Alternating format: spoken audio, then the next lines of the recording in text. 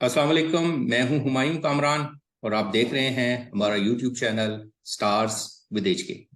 इस सेक्शन में हम आपकी मुलाकात ऐसी ऑर्गेनाइजेशंस और ऐसे प्रोफेशनल से करवाते हैं जो किसी न किसी हवाले से स्पेशल नीड्स बच्चों के साथ मुंसलिक हैं और उनको सर्विसेज दे रहे हैं। आज के इस सेशन में हमारी गेस्ट हैं मिस नादिया सैफ। ये ऑनर है एक क्लिनिकल सेटअप की जो मुल्तान में नादियाज क्लिनिक फॉर ऑटिज्म के नाम से काम कर रहा है। आइए इनसे मिलते हैं और इनके सेटअप के बारे में मजीद जानने की कोशिश करते हैं। Thank you very much miss Nadia Saif कि आपने हमारे लिए टाइम निकाला and we welcome you at our channel. Thank you so much sir. ये तो मेरे लिए प्लेजर है कि आपने मुझे बुलाया और मैं इस फील्ड में कुछ कर रही हूँ और मेरी वजह से यहाँ मुल्तान के लोगों को बेनिफिट हो रहा है। ये मेरे लिए सबसे बड़ी बात है। और आपका तो बहुत ज़्यादा शुक्रिया कि आप जो इस फील्ड में पेरेंट्स के लिए कर रहे हैं और जो मदर्स के लिए बेसिकली, क्योंकि ज़्यादातर मदर ही बेचारी सरवाइव कर रही होती है इस चीज़ से, उनको जो हेल्प आउट कर रहे हैं अपनी इस मुहिम से, वो बहुत बड़ी बात है। तो सबसे ज्यादा तो थैंक यू आपका ही बनता है हमारे लिए। तो जी, बहुत हमारा शुक्रिया। क्लिनिक है। ओके, तो हम शुरू करते हैं। पहला क्वेश्चन तो मेरा आपसे यही होगा कि आप अपने क्लिनिक का थोड़ा तारुफ करा दें कि ये क्या है, कब से काम कर रहे हैं और मुल्तान में आप लोग किस जगह पे मौजूद हैं। जी ठीक है सर। अच्छा सर, मेरे क्लिनिक का नाम नादियाज क्लिनिक फॉर ऑटिज्म है। तो बेसिकली ओनर भी मैं हूँ और सेशन भी मैं 1 to 1 खुद ही करती हूँ। ठीक है। और दूसरा, ये लोकेटेड है चुंगी नंबर 1 पे, ओसामा क्लिनिक्स के अंदर ही नादिया क्लिनिक है। ठीक है। और जो है बेसिकली अगर मैं आपको बताऊं, मुल्तान में अवेयरनेस जो है इस चीज़ की वो कुछ कम है as compare to Lahore and Islamabad. तो मुल्तान में यहाँ पे क्वालिफाइड स्टाफ भी कम है। जैसे अगर मैं आपको बताऊं तो मैं मुल्तान की फर्स्ट रजिस्टर्ड बिहेवियर टेक्नीशियन हूँ जो सर्टिफाइड है बोर्ड से। यहाँ पे हमारे पास ट्रेंड हैं, आरबीटी ट्रेंड हैं, बट जहाँ तक मेरी नॉलेज में है तो यहाँ पे बोर्ड से सर्टिफाइड कोई नहीं है। तो अल्हम्दुलिल्लाह मैं पहले सर्टिफाइड हूँ। तो मेरी क्लिनिक में बेसिकली मैं चाइल्ड लीड पे काम करती हूँ और चाइल्ड सेंटर एक्टिविटीज पे काम करती हूँ, जिसका अल्हम्दुलिल्लाह बहुत अच्छा बेनिफिट होता है। पेरेंट्स सेटिस्फाई होते हैं। इवन हर चीज हर लिहाज से बहुत अच्छी जा रही है अल्हम्दुलिल्लाह। राइट। अगर मैं ये पूछूं आपसे कि आप अपने सेटअप में किस किस्म की सर्विसेज ऑफर करते हैं बच्चों के लिए, अगर थोड़ा सा उसके बारे में एलैबोरेट कर सकें। जी सर। बेसिकली क्योंकि मैं क्लिनिकल साइकोलॉजिस्ट हूँ और मैं train OT and speech therapist भी हूँ, तो मैं ऑल इन वन थेरेपी खुद ही देती हूँ।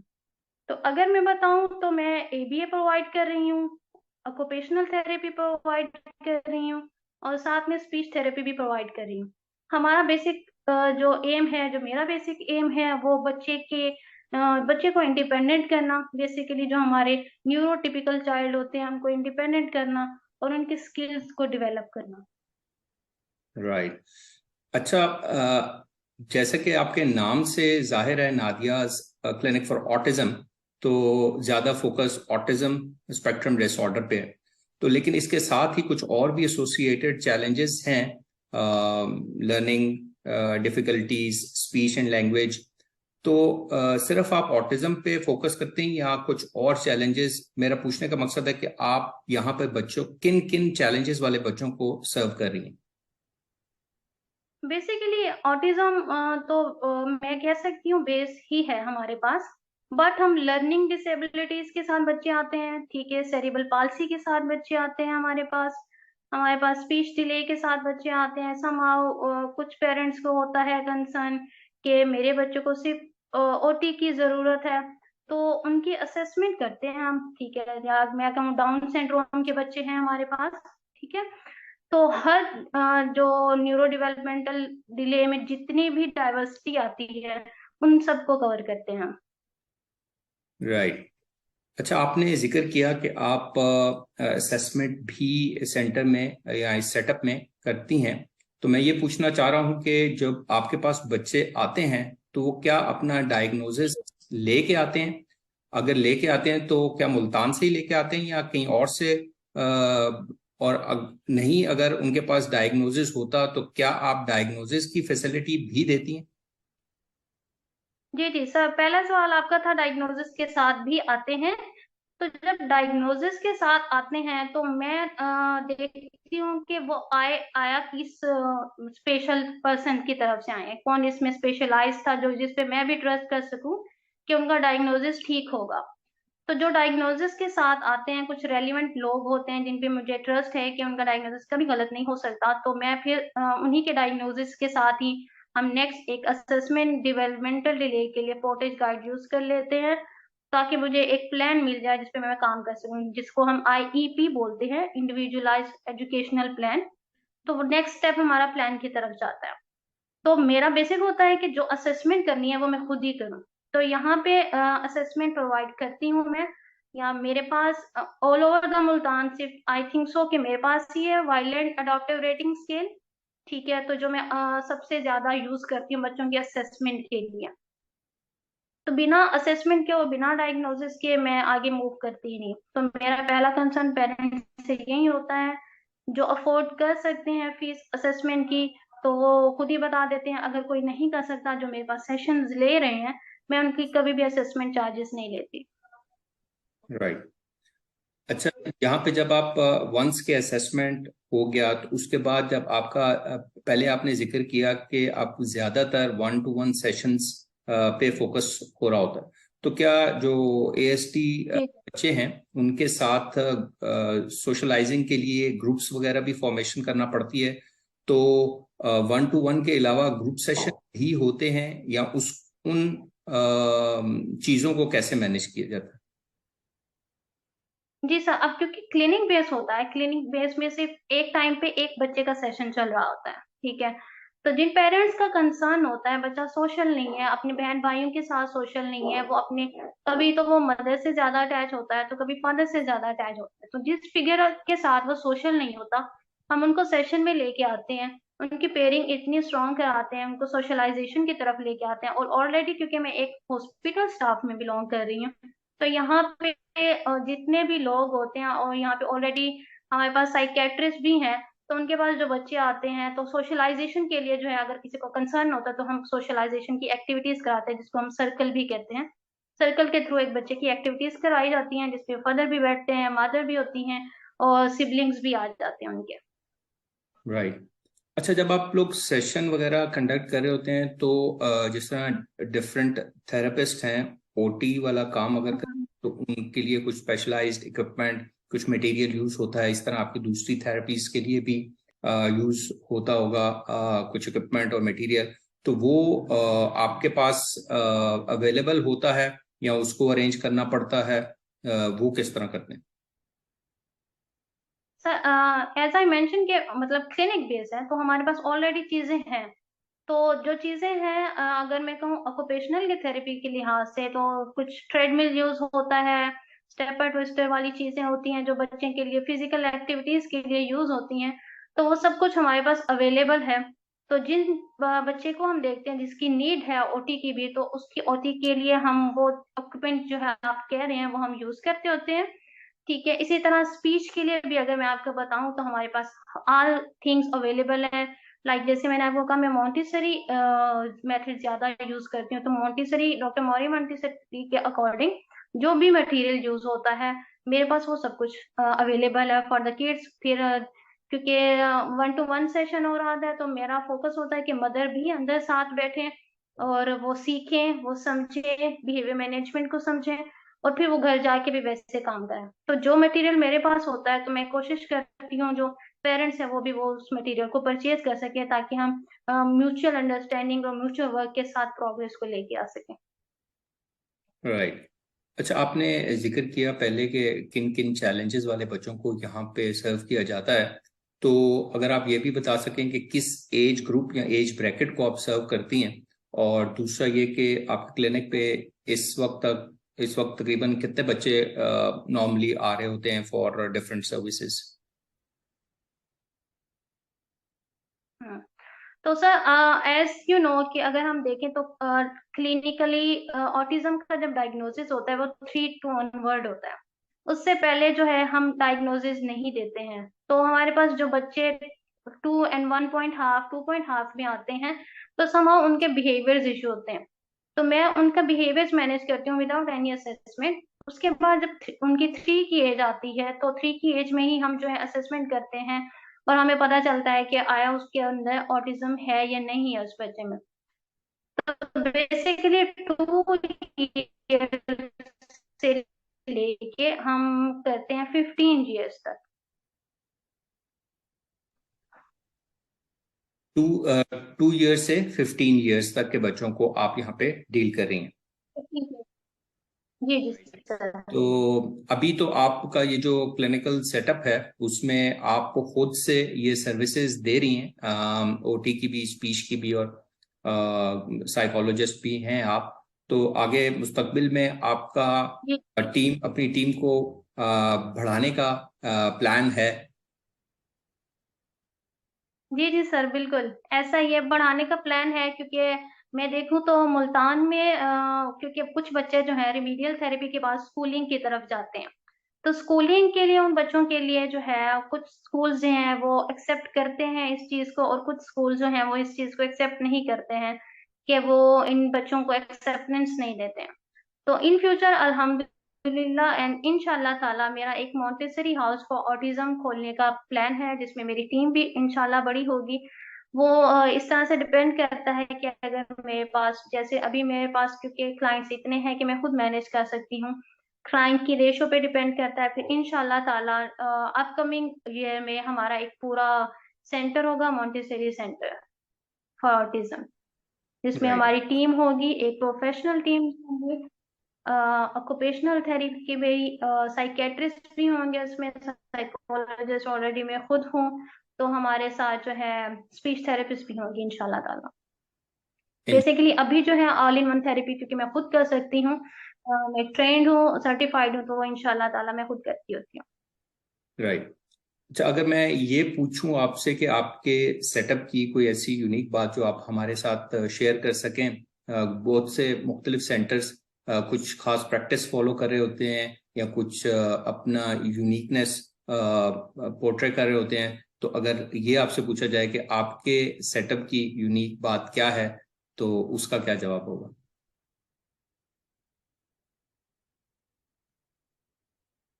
सर मेरे सेटअप की यूनिक बात ये है कि जो है सेंटर में जब थेरेपी हो रही होती है, तो जो पेरेंट्स होते हैं वो बाहर वेट करते हैं, ठीक है, तो समहाउ बच्चों को बच्चों से जो है पेरेंट्स को दूर रखा जाता है, ठीक है। और मेरा कंसर्न होता है कि मैं पेरेंट्स को एम्पावर करती हूँ, कि मैं जब सेशन ले रही होती हूँ तो मैं पेरेंट को साथ बिठाती हूँ, क्योंकि अक्सर आप देखते हैं कि बच्चा जो है वो अटेंशन फिर मदर की तरफ दे रहा होता है। इट्स डिपेंड ऑन यू, फिर आप पे डिपेंड करता है कि आप बीइंग अ थेरेपिस्ट कितनी अच्छी हैं कि मदर की मौजूदगी में भी बच्चा आपके साथ काम कर रहा है, ठीक है। और बेसिक एक और चीज है हमारे पास कि मैं मोंटेसरी मेथड यूज करती हूँ, ठीक है, डॉक्टर मारिया मोंटेसरी का। यहाँ पे मुल्तान में मैं कहूँ वो मोंटेसरी मेथड जो है वो यूज नहीं होता है ऑटिज्म के बच्चों के लिए, या हमारे बाकी जो डेवलपमेंटल डिले के साथ बच्चे होते हैं या लर्निंग के साथ है, तो उनके लिए जो मेरा स्पेशल मैं कहूँ मेथड है वो मोंटेसरी ही है, कि चाइल्ड लीड में काम करना और उनको ज्यादा से ज्यादा इंडिपेंडेंट करना। ओके। अच्छा, अगर क्योंकि मैंने ये देखा है कि ये जो फील्ड है आपकी, खास तौर पर इसमें रेगुलर, एक तो आपकी एजुकेशन, आपने एजुकेशन हासिल की, देन कुछ सर्टिफिकेशन की, उसके बाद भी ज़रूरत पड़ती रहती है कि अपने एजुकेशन को और ट्रेनिंग को अपडेट किया जाए और नई टेक्निक्स और रिसर्चेस पे अडॉप्ट किया जाए अपने आप। तो उसके लिए आप अपनी एजुकेशन या अपनी जो ट्रेनिंग अपडेट्स हैं उनको भी रेगुलर मार्केट के साथ, नई रिसर्च के साथ अलाइन करती? जी जी सर, बेसिक जो आपने क्वेश्चन किया बहुत अच्छा था, क्योंकि मैंने एमएस किया है, एमएस क्लिनिकल साइकोलॉजी, उसके बाद फिर मैंने एबीए सर्टिफाइड किया और उसके बाद आरबीटी। अब क्योंकि आप जानते हैं कि हमारा ऑटिज्म की थेरेपी में डॉक्टर कार्बन का बहुत बड़ा हाथ है, उनकी बुक अगर आप पढ़ें तो वो सबसे ज्यादा बेनिफिशियल होती है हमारे लिए। तो मैं मर्ज कर देती हूँ जब भी डॉक्टर कार्बन की कोई नई चीज या कुछ नया ऐसा मेथड आता है उसको मोंटेसरी के साथ, और फिर उसको अप्लाई करके देखती हूँ कि वो वाकई ही हमारे लिए जो है ठीक रहेगा या नहीं। क्योंकि आप देखिए बाहर के मुल्क में और हमारे मुल्क में थोड़ा कॉन्सेप्ट डिफरेंट होता है, हमें थोड़ा पेरेंट्स को समझाना डिफिकल्ट हो जाता है इस चीज में, बट वो बहुत अंडरस्टैंडिंग होते हैं पेरेंट्स, और वो बहुत जल्दी समझते हैं इन चीजों को, जो भी मेथड हम यूज करने जा रहे होते हैं। तो राइट। बेसिकली रिजल्ट, हाँ, रिजल्ट देने के लिए तो हम जो है अपनी ज्यादा ट्रेनिंग करवाती रहती हूँ। और मैं अभी रिसेंटली ट्रेनिंग करवा रही हूँ एबीए में। मैंने अभी 3 बैचेस जो है ट्रेन किए हैं, जिनमें प्रोफेशनल्स भी थे और पेरेंट्स भी थे। अल्हम्दुलिल्लाह अभी भी इरादा है दिसंबर में एक और ट्रेनिंग कराने का, जिसमें सबसे ज्यादा पेरेंट्स को एम्पावर किया जाए। राइट।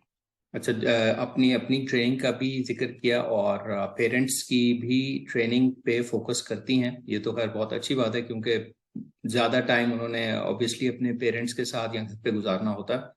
अच्छा, एक चीज़ जो पेरेंट्स हमसे कहते हैं कि ज़रूर पूछिए, वो सेटअप की या सेशन की फीस के बारे में है। तो अगर आप काइंडली अपने फीस स्ट्रक्चर का थोड़ा आइडिया दे सकें तो वो भी पेरेंट्स के लिए काफ़ी हेल्पफुल होगा।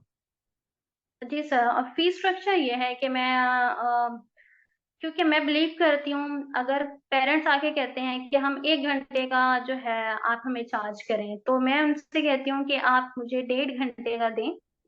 ठीक है, 1 घंटे में मैक्सिमम क्या कुछ नहीं हो सकता, आपको आने जाने में 10 मिनट वैसे लग जाते हैं। ठीक है, और मैं बेसिक कहूँ कि मैं 1.5 घंटे का जो है सेशन लेती हूँ, और मेरे सेशन चार्जेस जो 1500 होते हैं पर सेशन। फिर इट्स डिपेंड ऑन पेरेंट्स के उनका बैकग्राउंड पता करती हूँ कि वो उनका बैकग्राउंड कैसा है। फिर उनके उससे देखते हुए ही कि वो आया नीडी है। अब जैसे मैं आपको बताऊं, मैं वीकेंड पे सिर्फ नीडी पर्सन्स का जो है ना सेशन करती हूँ, जो विदाउट एनी कॉस्ट होता है उनके लिए। ठीक है, कभी ऑनलाइन कोई ज्वाइन कर लेता है तो उनको ऑनलाइन थेरेपी दे देती हूँ। तो मेरा जो बेसिक पर्पस है सर, वो यही है कि हम जितना इन पेरेंट्स को कंसोल कर सकें, जितना इनकी हेल्प आउट कर सकें, उतना हम ऑटिज्म के रेट को कम कर सकते हैं। तो चार्जेस इतने ज्यादा नहीं है, तो वो क्लाइंट पे डिपेंड करता है वो कितना पे कर सकता है।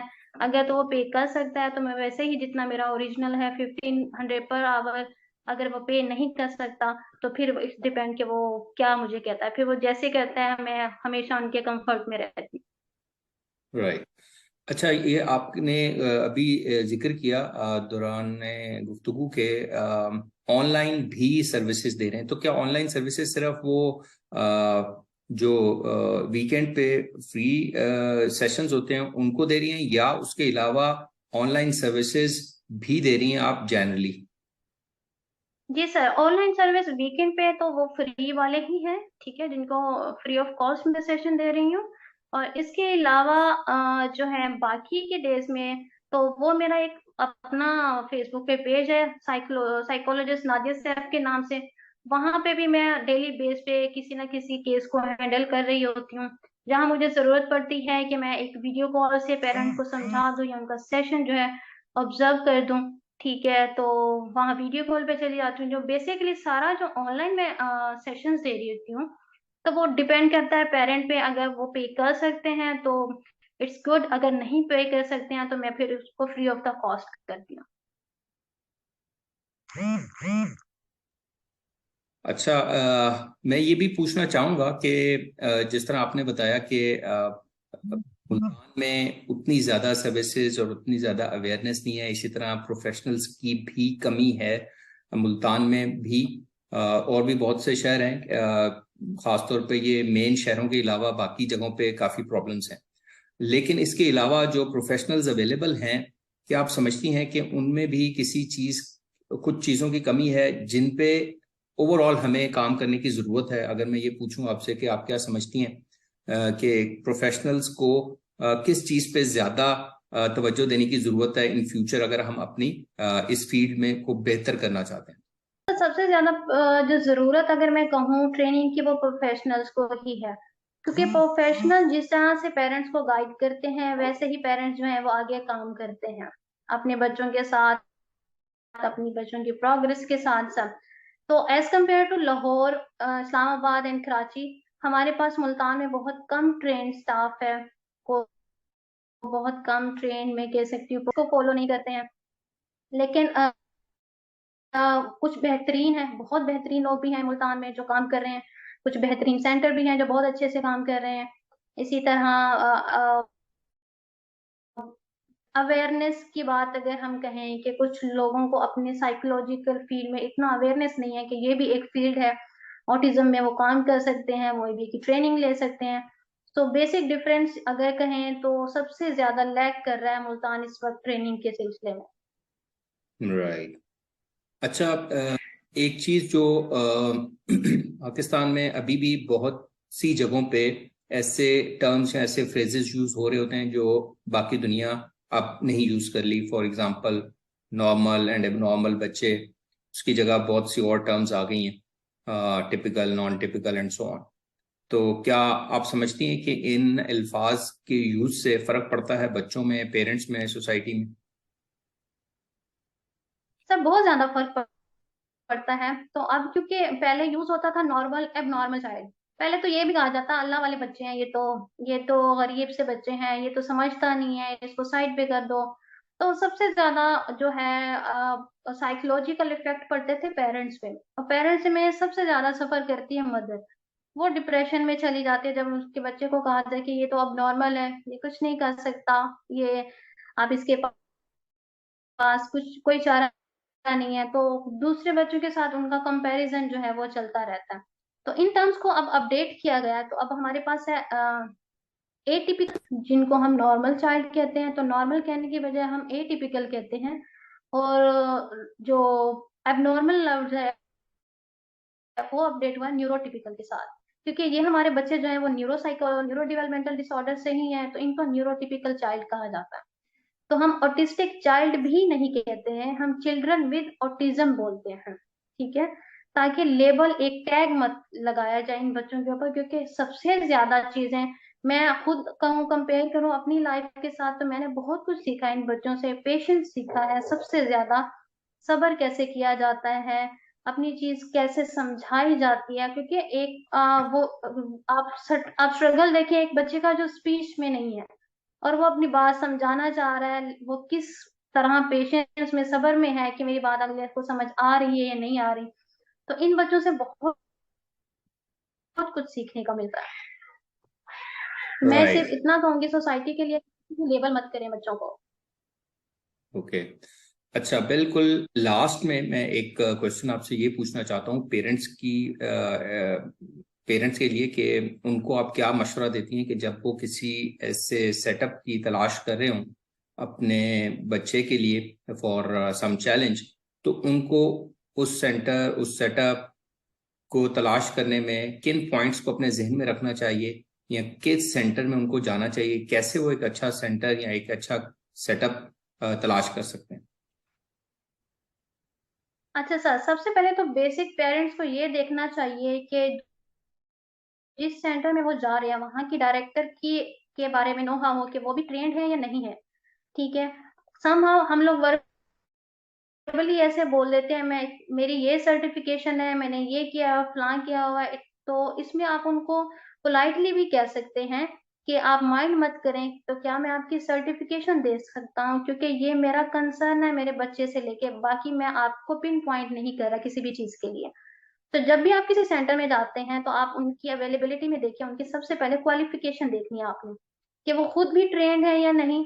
उसके बाद आप उन थेरेपिस्ट का पूछें, जो थेरेपिस्ट आपके बच्चों को ले रही हैं, क्या वो भी क्वालिफाइड है या वो भी ट्रेंड है, एबीए में ट्रेंड है, ओटी में ट्रेंड है, या फिर वो स्पीच में ट्रेंड है।